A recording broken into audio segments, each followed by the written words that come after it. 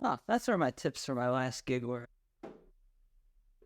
Connecting iPad to a mixer. What wires do we need? I'm using these awesome Samson speakers. They have a compartment in the back wires. I should organize that a little bit better. We're going to connect our mixer to our speakers using these instrument cables to plug in over here to the speaker output into the speaker. Obviously, we're going to plug the power into the power spot. I'm not going to plug it in right now because it has a cooling fan in it, so it's going to mess up the audio. Now, how do we get this mixer into our iPad that only has a USB-C connection? Instead of using an adapter that'll turn USB-C into an 8-inch audio jack, what I suggest you doing, if you're serious about DJing with the iPad, is getting one of these.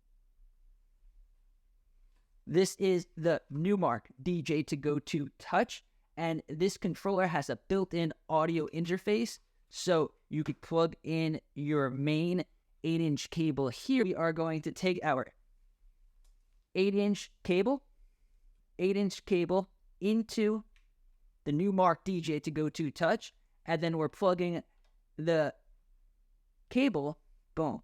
So now we have the 8-inch cable in the controller, and then now all we have to do is use one of these adapters. So this goes USB-C and gives us a couple of USB ports. Plug this into our iPad. So it's plugged into the iPad. This is what the wire looks like that comes with the Numark DJ2GO2 Touch. It's a regular USB and then one of these mini USBs. So we are going to plug into here. And most DJ controllers are going to be USB, regular USB, not USB-C. So having the right adapter is 100% necessary for DJing with the iPad. So that should be the first thing you guys get. I'll leave a link down below for my favorite one so you guys get it at the easiest convenience. Plug it in to the USB.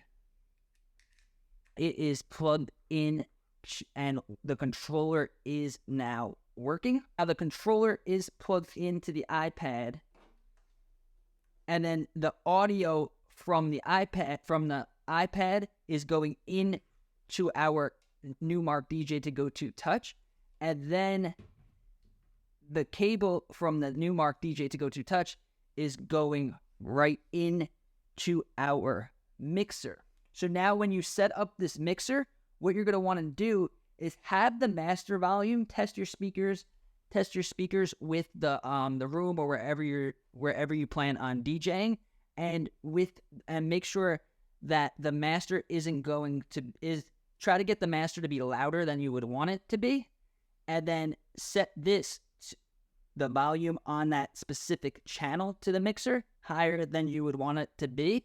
And then now, if you want to control the master volume of your DJing, you could use the master volume on your controller. No matter what controller that you're using, it's much easier to control your volumes and your master level from the controller right here at your fingertip than you don't really want to be messing around with the mixer while you're DJing. You want to be using your DJ controller.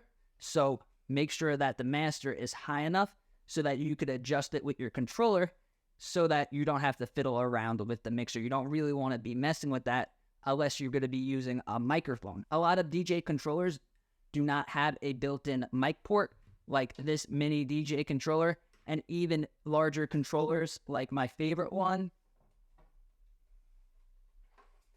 the Reloop Buddy, doesn't have any place to plug in a microphone.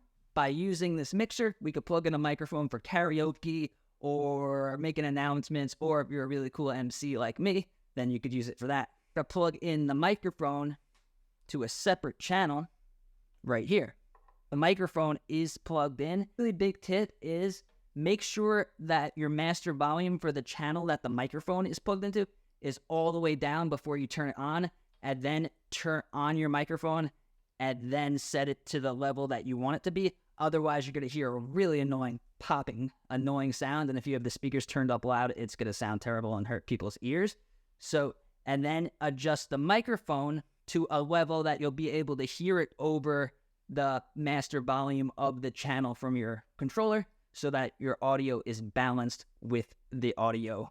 I hope this helped you add a mixer to your setup. It really helps, especially if you want to use the microphone. And if you have any questions, let me know down below in the comment section.